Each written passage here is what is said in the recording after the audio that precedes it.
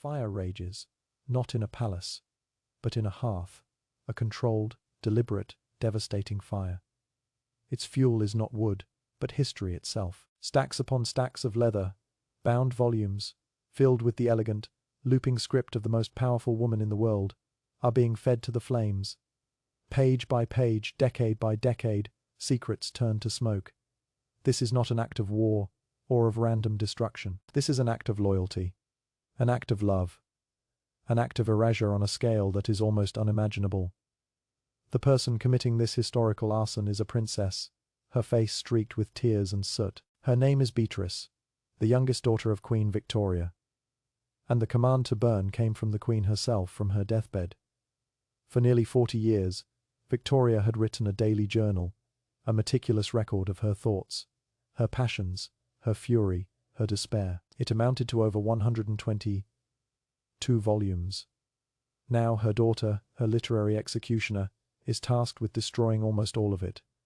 She is saving only a fraction, heavily edited, censored, sanitized for posterity. What she is burning are the Queen's own words, raw and unfiltered. What she is burning is a secret, a scandal so profound, so dangerous to the image of the crown, that it had to be utterly annihilated. What was in those forbidden letters and diaries? What was the Queen so desperate to hide? The answer begins not with this fire, but with a love story that everyone knew, and ends with one that almost no one did. To understand the secret, you must first under prison. Before she was the black-clad, grim, faced symbol of an empire, Queen Victoria was a young woman consumed by a passionate, all-encompassing love. Prince Albert of Saxe, Coburg and Gotha was not just her husband. He was her everything, her intellectual guide, her political partner, her emotional anchor. He was the architect of her life. In a world of rigid court etiquette and political maneuvering, their bond was a fortress. She wrote in her diary, "Without him everything loses its interest. It would be like a body without a soul." They had 9 children, a dynasty secured. They built homes together, Osborne House, Balmoral Castle, sanctuaries from the prying eyes of London. For 21 years, they were more than a royal couple. They were a singular entity, Victoria and Albert. And then, in the cold, damp winter of 1861, the fortress crumbled. Albert, only 42 years old, fell ill. The diagnosis was typhoid fever, a common killer of the age. For weeks the nation held its breath. Victoria barely left his bedside, her world shrinking to the confines of his sick room in Windsor Castle. She watched, helpless, as the brilliant, vital man she adored faded before her eyes. On the 14th of December, he was gone. The soul had been ripped from the body. Victoria's scream of raw, animal grief echoed through the cold, silent halls of the castle. It was a scream that would, in a way, never end. The world expected the Queen to mourn. No one expected her to disappear, plunged into a darkness so complete it threatened to swallow the monarchy itself. Her grief was a physical performance, a public spectacle of private agony. She ordered the entire kingdom into mourning. Black creep hung from every building. The court was forbidden from wearing colour. But her own mourning was something else entirely. It was a living entombment. She became the widow of Windsor, a spectral figure who haunted the palaces she once shared with her beloved Albert. Every night his clothes were laid out. Every morning hot water was brought to his empty dressing room for his shave. His rooms were kept exactly as he had left them. Frozen in time, dust motes dancing in the slivers of light she allowed through the shuttered windows. She retreated from public life entirely. She refused to open Parliament. She refused to see her ministers. She refused to be queen. She was a monument to sorrow, a prisoner of her own heart. Her people, at first sympathetic, grew restless. The press began to grumble. Whispers of republicanism, of abolishing the monarchy altogether, grew louder. The Queen was no longer a symbol of stability. She was an emblem of dysfunction. Her own children, now young adults, were desperate. They pleaded with her, cajoled her, but nothing could penetrate the thick, black veil of her grief. She was unreachable, lost in a mausoleum of her own making. The British Empire, the most powerful force on the planet, was being ruled by a ghost. And it was into this suffocating darkness that a man walked, a man who would change everything. He was not a prince, not a politician, not a courtier. He was a servant, and he would commit the ultimate sin. He would make the Queen live again. His name was John Brown. He was a gillie, a hunting and fishing guide from the Scottish Highlands, a servant at Balmoral Castle, Albert's beloved Highland retreat. He was everything the English court was not. He was rough, weathered by wind and rain. He smelled of the outdoors, of tweed and earth and whiskey. His boots were muddy, his beard was thick, and his accent was a guttural, almost incomprehensible brogue to the refined ears of Windsor. He did not bow and scrape, he did not flatter. He spoke his mind plainly, and often brutally. In the suffocating world of sycophants, and yes, men who surrounded the Queen, John Brown was a blast of cold Highland air. He had known Prince Albert well, and it was on this pretext that he was brought south to Windsor. The hope was that he could persuade the Queen to take some air, to ride her pony as she once had in Scotland with her husband. The courtiers had failed. Her children had failed. They watched with a mixture of hope and horror as this course. Common man was brought before the Queen. What happened next was unthinkable.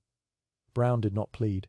He did not beg. He looked at the most powerful woman on earth, shrouded in black, and he spoke to her not as a monarch, but as a stubborn woman wallowing in self-pity. The exact words are lost to history, but the tone is not.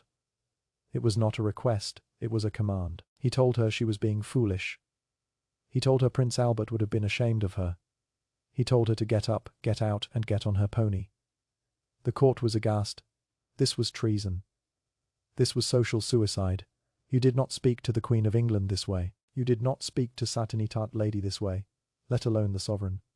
They waited for the explosion, for Brown to be dismissed, arrested, sent back to Scotland in disgrace. But the explosion never came. Instead, a flicker of something long, dormant appeared in Victoria's eyes. For the first time in years, someone had treated her not as a fragile relic, but as a human being. A stubborn, difficult human being, but a human being nonetheless. She was shocked, and then she obeyed. She allowed him to lead her pony out into the grounds of Windsor, and so began one of the most unlikely and scandalous relationships in British history. John Brown became her constant companion. He was her faithful gillie, her devoted attendant. But those were just the official titles. In reality, he became her gatekeeper, her confidant, her friend. He broke through the suffocating grief because he had no patience for it. He would scold her, tease her, argue with her. He made her laugh, something no one had heard her do in years. He was utterly, completely devoted to her comfort and her well-being, but his devotion was not that of a fawning servant. It was the devotion of an equal. He bossed her around relentlessly. He would tell her what to wear, when to eat, when to sleep. The court watched in impotent fury. This uncouth Scotsman was usurping their authority, their proximity to the Queen, and the intimacy was shocking. He would hold her arm, help her into her carriage with a familiarity that was reserved for a husband.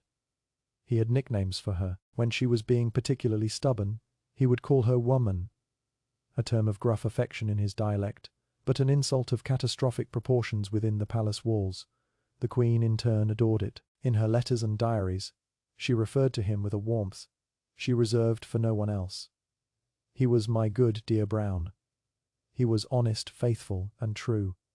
She valued his opinion on everything, not just horses and weather, but on politics and people. He had an uncanny ability to spot insincerity, and he would warn her against politicians and courtiers he deemed untrustworthy. "He is so truthful," she wrote. "His memory is so good, and he is so intelligent." The whispers started almost immediately. They echoed through the servants' quarters, through the gilded drawing rooms, through the corridors of Parliament. What was the nature of this relationship? The Queen, who had once been invisible, was now seen constantly, but always with this Highland servant at her side. He was given his own rooms at Windsor and Osborne. He had his own servant. His photograph appeared in family albums, placed with an intimacy usually reserved for relatives. Victoria commissioned portraits of him, sculptures of him. She gave him medals and gifts. She was utterly dependent on him. This dependency bred contempt and jealousy in those closest to her. Her own children, particularly Bertie, the Prince of Wales and heir to the throne, were horrified and disgusted. They saw Brown as a charlatan, a drunk, a manipulative peasant, who had somehow hypnotized their mother. They called him the Queen's stallion behind her back. They saw his influence as a stain on their father's memory and a direct threat to the dignity of the monarchy. They tried to have him dismissed, but Victoria was immovable. She threatened to withdraw from life completely again if he was taken from her. She chose the servant over her own family. She wrote in her journal, "A finer, truer man never lived, and I have lost a real friend, the best, the truest I ever had. The shock has been awful. I am utterly crushed." But that was written years later, for now, in the midst of their growing friendship, the whispers were about to become a roar. The private scandal erupted into a public firestorm. The press, once sympathetic to the grieving widow, now had a new, juicy target. Satirical pamphlets began to appear on the streets of London. They depicted the Queen in a carriage, with a kilted John Brown holding the reins, his face a leering caricature. One particularly vicious publication was a mock court circular. A fake royal announcement that read, "Mr. John Brown, having been lately raised to the peerage by the title of the Duke of Balmoral, yesterday gave his first state dinner." The ultimate insult, the name that would stick, came from the satirical magazine, Centimahawk Sort. In a scathing article, they began referring to the Queen as Mrs. Brown. The implication was clear, vulgar, and devastating. They were suggesting the Queen of England, the Empress of India, the defender of the faith, was the secret wife, or worse, the mistress of her Scottish servant. The name spread like wildfire. It was graffiti on walls, it was a joke in pubs. It was a murmur in the highest circles of society. The Queen was no longer just the widow of Windsor. She was Mrs. Brown. The monarchy was teetering on the edge of farce. The institution that rested on image, on mystique, on divine right, was being dragged through the mud of a tawdry, below-stairs romance. Victoria was furious. She was insulated in her palaces, but she was not deaf. She knew what they were calling her, but her fury only deepened her resolve to keep Brown by her side. She saw the attacks not as a criticism of her judgment, but as a snobbish, cruel attack on a good and honest man. She wrote a book, or rather, she published extracts from her private Highland journals, under the titles "Tet Leaves from the Journal of Our Life in the Highlands Sant." It was a publishing sensation, but it was also a disaster. The book was filled with glowing, effusive, almost worshipful praise of John Brown. His name appeared on nearly every page. She described their picnics, their expeditions, his wisdom, his strength, his unfailing devotion. To the public, it was not a tribute to a faithful servant. It was a love letter. It was confirmation of their worst suspicions. She had intended to honor him, to show the world the man she knew. Instead, she had handed her enemies the ammunition they needed. The Mrs. Brown scandal reached its zenith. But was it just a scandal, or was it the truth? This is the key hook. The question that Beatrice's fire was meant to extinguish forever. Was Queen Victoria secretly married to John Brown? The evidence is circumstantial, tantalizing, and has fueled debate for over a century. Let's look at the clues. First, the ring. After Brown's death, Victoria began to wear a new, plain gold ring on the third finger of her left hand, above her wedding ring from Albert. She wore it for the rest of her life. It was, her household knew, a ring that had belonged to John Brown's mother. The symbolism is impossible to ignore. A woman wearing a man's mother's wedding ring on her wedding finger. Second, there are the whispers of a secret ceremony. One persistent story, passed down through generations, comes from a deathbed confession of a royal chaplain. He claimed to have been woken in the dead of night and taken to a secret location where he performed a marriage ceremony for the Queen and John Brown. There is no document, no official record, only a ghost of a story. But it is a powerful ghost. There are also hints in the letters that survived the fire. In one letter to her eldest daughter, Vicky, the Queen wrote about the press attacks, saying she would sooner abdicate than give up my contacts with my faithful Brown. Strong words. But then she adds a cryptic line referring to a potential second marriage, with a tone that some historians interpret as not entirely hypothetical. It's as if she's testing the waters, gauging her daughter's reaction to an idea that is not just an abstract insult from the press, but a tangible possibility in her own mind.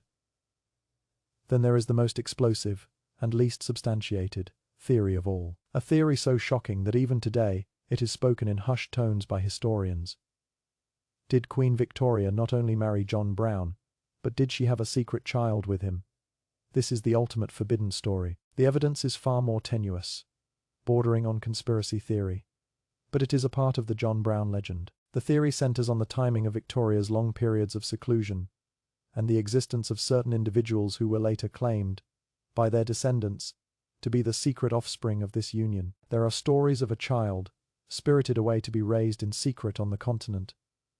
There is no DNA evidence, no smoking gun. There are only inconsistencies in historical records, and the fervent belief of a few families who claim royal blood through this clandestine line. Is it true? Almost certainly not. But the very fact that the rumor existed, that people could look at the Queen and her servant and believe it possible, shows the incredible depth of the perceived intimacy between them. It shows how completely John Brown had shattered the boundary between sovereign and subject. He hadn't just entered her life, he had merged with it. In 1883, the unthinkable happened again. John Brown, who had seemed as rugged and indestructible as the Scottish mountains he came from, fell ill. He developed erysipelas, a severe skin infection, accompanied by a high fever. For days, he lay delirious at Windsor Castle. The Queen was distraught, visiting him constantly. On the 27th of March, he died. Victoria's world collapsed for a second time. Her grief was as profound, as absolute, as it had been for Albert. She wrote in her journal, "The loss is irreparable. I am utterly crushed." The court and her children breathed a collective sigh of relief.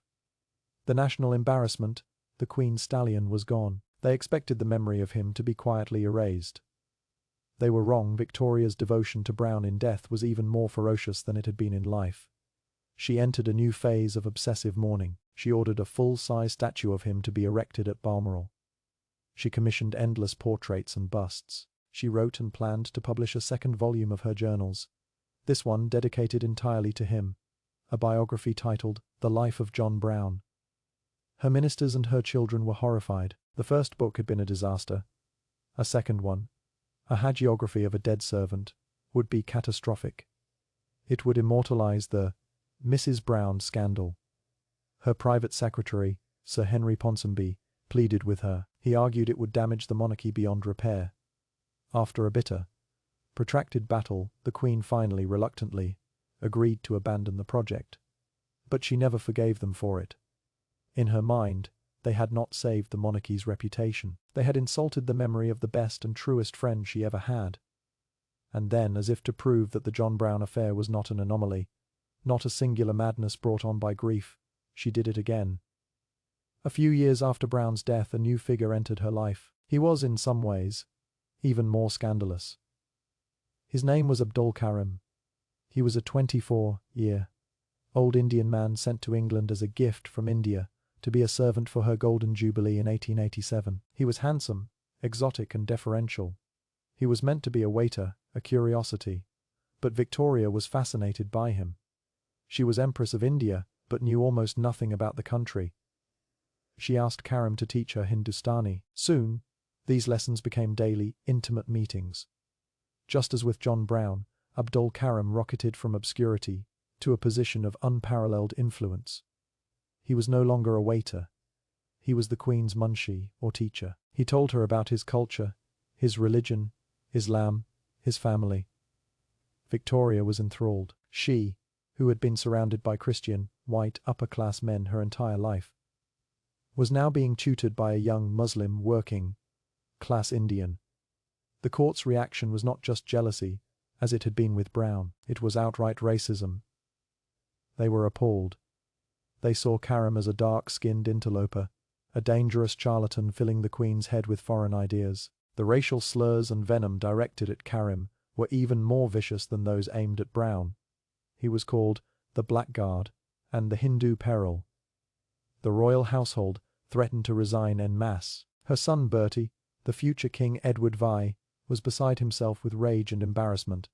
He saw it as a repeat of the John Brown nightmare. But worse, this was not just about class, it was about race and empire. The spectacle of the Empress of India taking daily instruction from a lowly Indian clerk was, to them, an inversion of the natural order of things, a threat to the very ideology of British imperial superiority. But just as with Brown, Victoria would not be moved. She called the court's attitude race prejudice and refused to bend. She promoted Karim, gave him land in India, had his family brought to England. He and his wife were given lavish rooms in every royal residence. He accompanied her everywhere. He became her new confidant. The pattern was undeniable. Victoria, the prisoner of the crown, craved connection with people who were real, who were outside the suffocating bubble of the court. She sought out common men, a Scottish gillie, an Indian clerk, and elevated them, not just as a personal comfort, but as an act of rebellion against the system she was forced to lead. This rebellion reached its crescendo in the final moments of her life. The 22nd of January 1901.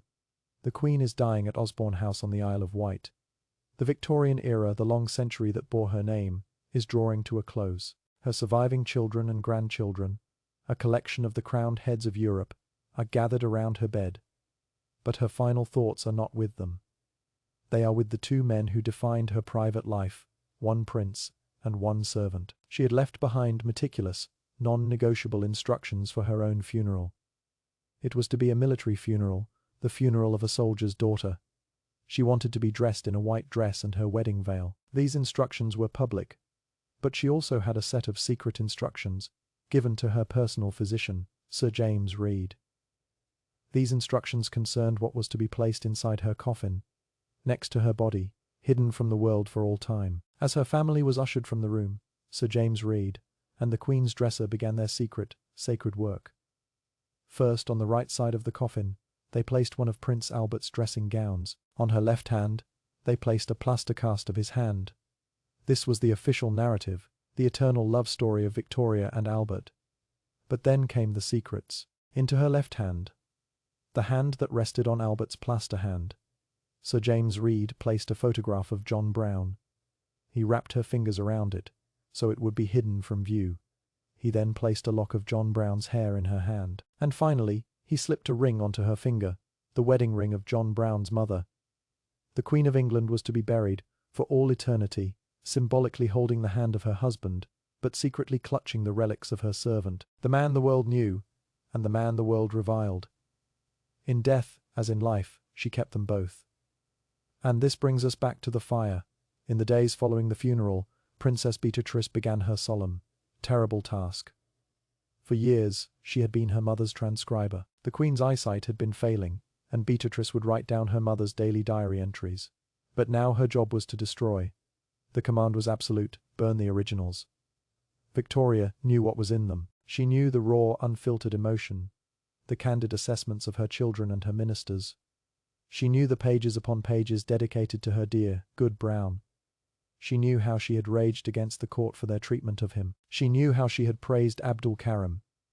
She knew that her private words, if revealed, would forever tarnish the carefully constructed image of the stoic, unimpeachable monarch. It would reveal her as a woman of passionate and unconventional attachments.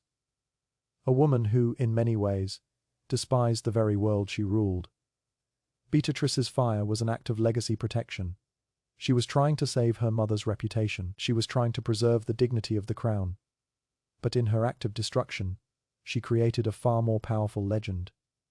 The sanitized diaries she left behind are a historical record, but the diaries she burned have become a myth. The absence of those words speaks louder than anything they could have contained. The smoke that rose from the hearth at Osborne House created a permanent question mark that hangs over the memory of Queen Victoria. What was she hiding? The depth of her emotional dependence, a declaration of love, or something more?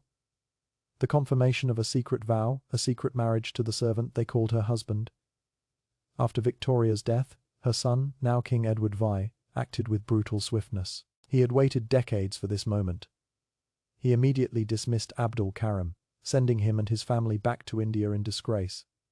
He then ordered that every single letter, every note, every piece of correspondence between his mother and the monarchy be seized and burned. A second fire, a second act of historical erasure. All that remains of Karim's side of the story are a few of his own diaries, found by his descendants a century later, confirming the deep affection and intellectual bond he shared with the Queen. The establishment had won. The outsiders were purged, and their records were turned to ash. So what was the scandal Queen Victoria was hiding in her forbidden letters? It was not one secret, but many. It was the secret of her profound loneliness, the secret of her rebellion against the gilded cage of monarchy, the secret of her need for a simple, honest human connection that she could not find in her own family or her own class.